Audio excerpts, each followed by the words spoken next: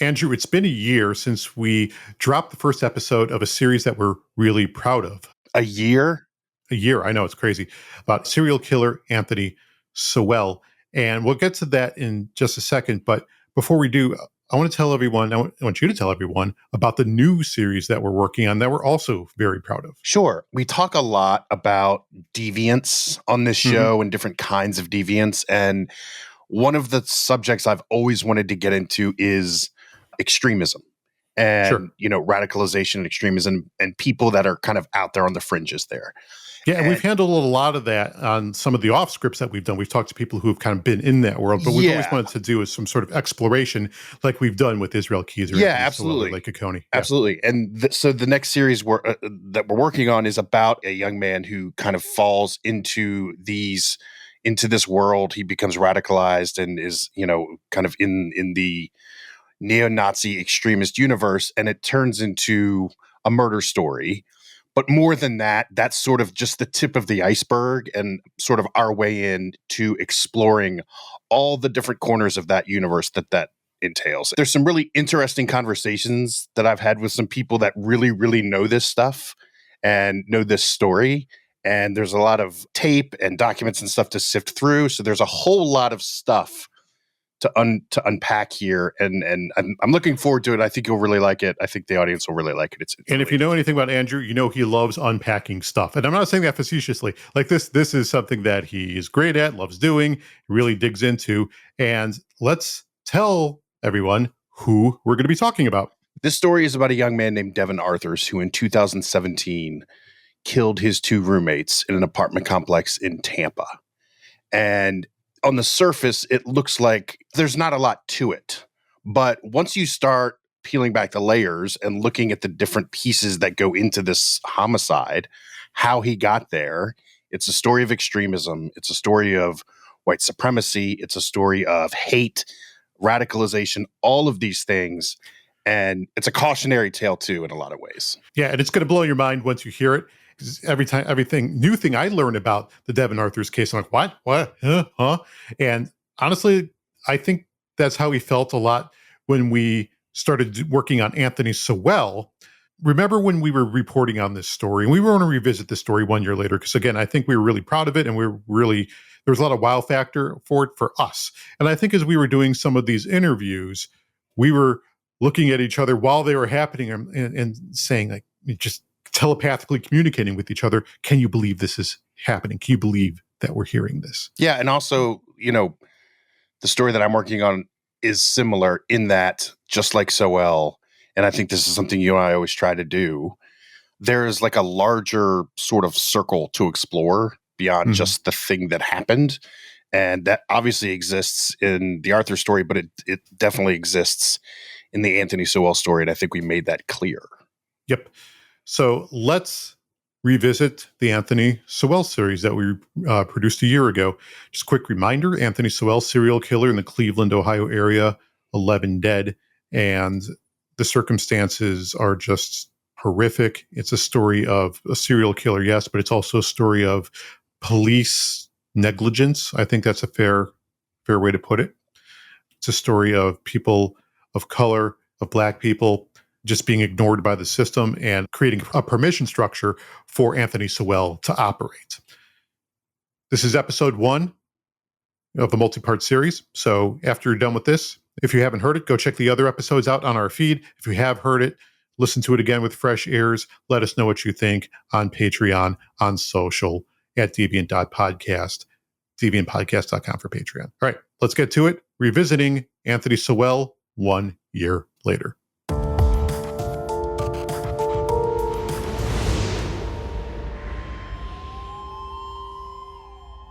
The following episode contains scenes that may not be suitable for all audiences. Before the name Sowell even hit the presses, we were getting phone calls from a young lady, from a lady across the street from the house over a number of years, who would say, there's a foul smell in the neighborhood and it smells like a dead body. So we would then take that information and we would pass it on to the health department. And the health department would come out And as you probably are well aware, there was a sausage factory that's still there today, right next door to the Sowell house. So evidently everybody, people just said, hey, it's got to be the sausage places putting out foul meat and this and that and in between. So they made raised sausage. That's the name of the sausage factory. They made them change, make a lot of improvements to their facility. The health department would get our sewer department to come out and clean the sewers out simply because of the complaint that we made. Did you smell the smell? Yeah, but I also thought it was coming from raised sausage, but it wasn't. And so raised sausage took a bad beating as far as financially and the city coming out making them redo their sewer, that was a shame. That didn't nobody pick it up. But you could smell it. In 2009, in Cleveland's Mount Pleasant neighborhood, Ray's Sausage Factory sits at the corner of Imperial Avenue and East 123rd Street. For 57 years, it's been run by the Cash family, and a lot of residents, it seems, are assuming that the foul smell covering the neighborhood is coming from its doors. They process meat, and meat can be difficult to process. Simple enough. But as we all know, assumptions can be dangerous. And in this case, they were deadly. Next to that sausage factory, a white house with a resident named Anthony Sowell. Back then, in the Mount Pleasant neighborhood, it's common for women to go missing for any number of reasons. People were used to that, and it allowed Sowell to kill. If police paid just a little more attention, if there was just a little more work put in, he could have been stopped. But they didn't, and he wasn't. We're all wired differently.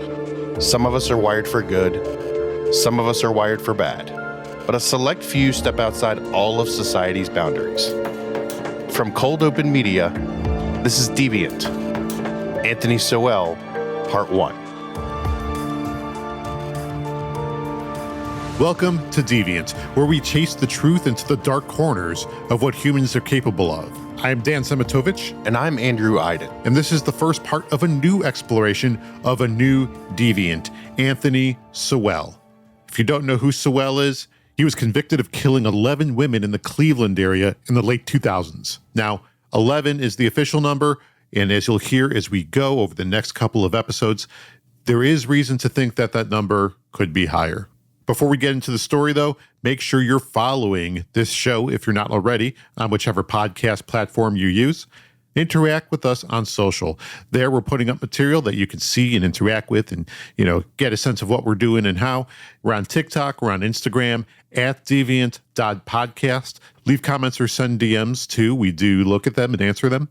And if you want to learn even more about the people and stories we're talking about, check out our Patreon. Visit deviantpodcast.com, and there you'll get behind the scenes information. You'll see some of the videos and documents that we're talking about in this show, and you can come hang out with us on Discord too. So check out deviantpodcast.com to see what our Patreon has to offer you. And now it's time to start the story of our next Deviant, Anthony Sowell. There is no real reason why this story should even exist. The story of Anthony Sowell and what he did to women, how he preyed on a neighborhood, should never have been written. This is a story that shouldn't be. It's a story that's going to make you angry. It's going to make you ask a lot of questions. You're going to want answers. How does one man, a convicted rapist, a registered sex offender with 15 years in prison, have 11 dead women inside a house in a major American city patrolled by a major metropolitan police department? It's a story of red flags, missed opportunities, and infuriating incompetence. It's a story of black women, a marginalized community, and a neighborhood dealing with drugs and violence. I'm Zach Reed. I was born and raised in Cleveland, Ohio. I became a councilman from 2001 to 2017. So I was a councilman for 17 years. And the Anthony Sowell house just happened to be in the ward, the district that I represented for 17 years. The neighborhood is called Mount Pleasant and is one of the most residential neighborhoods in the entire city of Cleveland. And as many folks know, City of Cleveland is one of the most segregated cities in the entire country, has been and continues to be. So when African Americans, Black folks, were allowed to move out of what we call the central area, the downtown central area, and move out into neighborhoods, they basically moved to two neighborhoods. One was Glenville, which is on the northeast side of the city of Cleveland, and one was Mount Pleasant, which is on the southeast side of the city of Cleveland. Don Laster, and I live in Cleveland, Ohio, and I live in the 4th District in the Mount Pleasant neighborhood. And the Mount Pleasant neighborhood is one of the worst neighborhoods in the state of Ohio. And I live here, and I love it. That neighborhood had a lot of drugs in it, and just one of the poorer neighborhoods in Cleveland, and it's just now recovering. Cleveland was going through a lot of drug problems. Crack, I think, was the major drug. A lot of people was losing houses, and the economy was pretty bad here. It seemed like a bomb went off.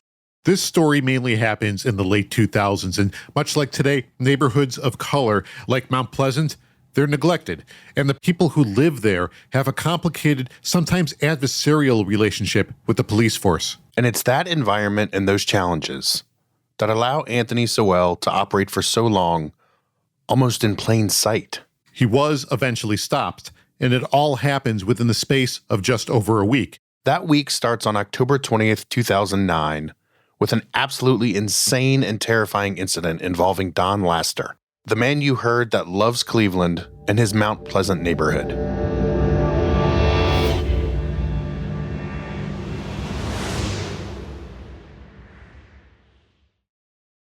Here's Don Laster now, and this story he has to tell. Buckle up. Well, that day I just left a funeral, and I was going to go on the other side for the repast. And I had two young men with me, two friends of mine. And anytime I ride past Imperial, I would ride past my house to check on it. I stopped at my house and got out, looked up and down in the yard, and everything looked good. And I got back in the car and continued to drive west on Imperial. As I went down, I stopped at the stop sign, and Anthony lived 2 houses from the stop sign. As I passed the first structure, which was Ray's Sausage, I saw something out my peripheral vision. Something fell. And I looked over, and it was a body on the ground. I immediately pulled over, and my two friends was saying, "Did you see that?" And I got out the car to see what the hell was that? What was going on? And they all got out the car with me, and we seen a female laying on the ground, unconscious, with blood coming from her mouth and her nose, and I know that's bad. And she was naked, didn't have anything on. So she fell like in a cavity and rolled off the roof. She came out the attic window, rolled off the second floor roof, and then fell and hit the ground. She just missed the fence by 1 foot. I think if she had hit that fence, she probably wouldn't have made it. So it was two young guys. They pulled out their phones and started taking pictures. I ran them off, and I wanted to get some help. But we wanted to get some clothes on her. And I asked my guys to go back to my truck and get some T-shirts that I had with my construction company on them. Got the construction shirt. Now there's a fence between me and the female. And that's when Anthony Sowell came around the corner from the back of the house, coming up. I think it was about 4 or 5 feet in between the two structures. So I yelled, "What the hell going on? Call 911. I told my friend, call 911. Was she conscious? She was unconscious. But when Anthony came around the corner, I asked him some questions. Well, I asked him, "What the hell you doing?" And he was naked too. And looking at him, I seen where he was wet from having sex. I mean, it's clear in my mind right now. And I didn't want to look at him. He was butt naked. And I asked him, "What you doing?" He said, "This is my wife, Don. We was having sex and she fell out the window." I said, "Man, you lying." He said, "I'm gonna take her back in the house." And I said, "If you touch her, I'm gonna jump this fence and whoop your ass." And he put her down. And I grabbed the fence and like I'm gonna jump it, but I was too fat to jump it anyway. He would have got away. So we called 911. He put the shirt on her. I gave him the shirt. He put it on her. We called 911. I heard the fire trucks coming up the street because they was maybe a half a mile away from the scene. And I heard them coming up the streets. I made him pause, and he was mad. He was talking. "Man, let me take her back in the house. She'll be okay." And he's still standing there naked. Yeah, but she still hadn't recovered, hadn't woke up. And the 911 operator started asking me questions. Now they had the video on a 911 call. That's what they played in court. And so I turned around to stop the fire truck to let them know exactly where we were at. And I turned back around. Anthony Sowell had swooped her up and started running with her. Now, this guy was strong to be his size. He picked her up and he ran all the way down that cavity, that alley between the two houses, going back towards the back of the house. And I had to stop him. So I took off running, me and the fireman. He was right behind me. And we ran up the driveway, and he had gotten that back door, but I put my foot in it when he was trying to close it. And the fireman told me that he can't go in the house. If he closed that door, he can't go and retrieve the lady. So I struggled with the door. I got it open, and I grabbed her by the ankle because he had her almost upstairs. I grabbed her by the ankle and pulled her. And then I swung at him, and he tried to duck my punch. And then the fireman grabbed her other leg. But he was out on the porch. We had got her kind of like out on the porch, and we pulled her tug of war. And I swung at him again. Once he tried to slip my punch, we got her, and we pulled her out on the porch. And she was still unconscious. And Anthony shut the door, and they got her to the hospital. There's a crowd of people outside who see this happen, who see her fall from the window and land on the ground below, and they see him come out after her and try and pick her up and drag her back into the house. That's Chris Schroeder. In 2009, he's working in the Cuyahoga County Prosecutor's Office. Now he's a U.S. attorney in Alaska. He plays a prominent role in the Sowell case. And they're yelling at him, "Leave her alone." And he picks her up, takes her back in the house. The ambulance responds. He rides with her in the ambulance to the hospital and tells the EMS technicians that he's her husband. And she wakes up 2 days later with a cracked skull and 8 broken ribs. She doesn't go to the police because he threatened to kill her if she did. And the police never followed up on the incident where a naked woman fell out of a 3rd floor window onto concrete below, and he picks her up and drags her back in the house. And isn't her husband, which was easily confirmable. There are some reasonable assumptions to be made here. 1, after being found naked in an alley with a woman who's fallen out of his window and then fighting with bystanders while attempting to drag that woman back inside his house, Sowell is immediately arrested. That would be a good assumption, but he wasn't. 2, another good assumption. There's enough probable cause to walk into Sowell's house right then and there. On paper, that's definitely the case. But that assumption would also be wrong. They didn't. Or maybe 3, since none of that happened, police would at least be curious and follow up on the case, even if the victim of an apparent sexual assault is hesitant to come forward. That assumption, also wrong. They did nothing. What finally leads police to Anthony Sowell later that week absolutely isn't what Don Laster witnesses driving down Imperial Avenue. Instead, it's a different assault from nearly a month earlier.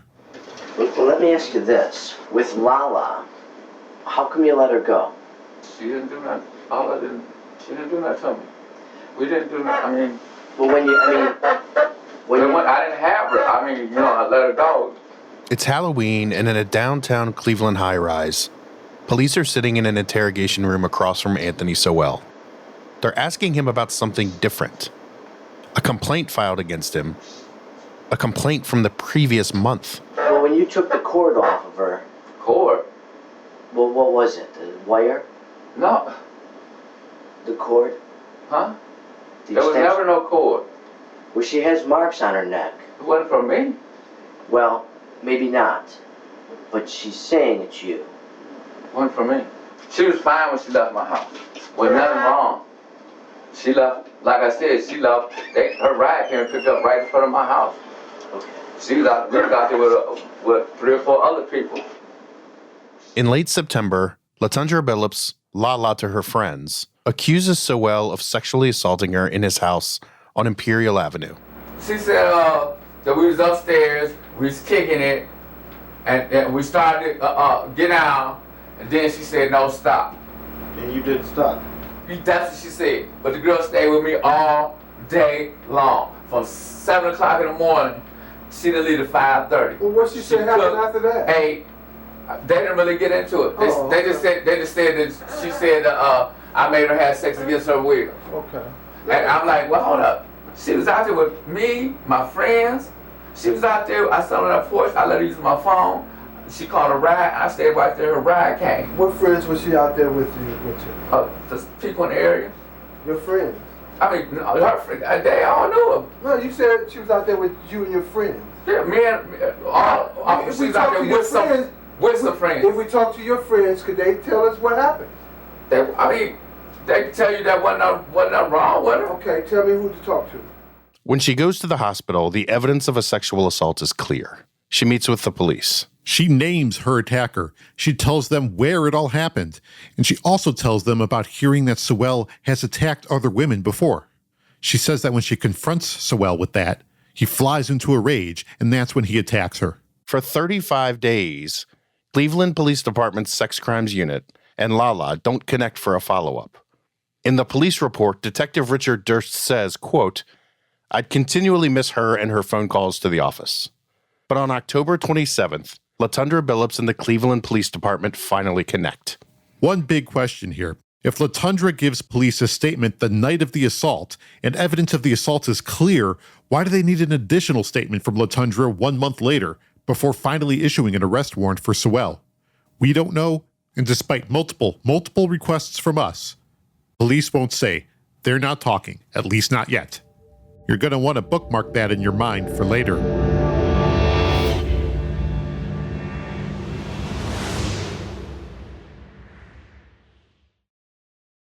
A violent sex assault ending with a woman flying out of an upper story window isn't enough to get authorities to the front door of Anthony Sowell's home on Imperial Avenue.